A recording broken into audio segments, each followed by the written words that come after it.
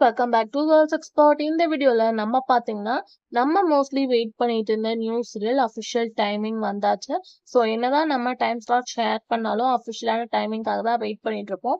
So அப்படியே அஃபிஷியலான timing என்ன அப்படின்னு சொல்லிட்டு பார்க்கலாம். ஸ்பெசிஃபிக்கா சன் டிவில ஜூன் வரப்போற சீரியல்ல ஒண்ணுதான் ஆதிகளம். ஸோ 10 PM ஷேர் பண்ணியிருந்தோம். ஃபைனலாக சேனலும் பார்க்கும்போது 10 PM அப்படின்றத ஃபைனல் பண்ணிட்டாங்க.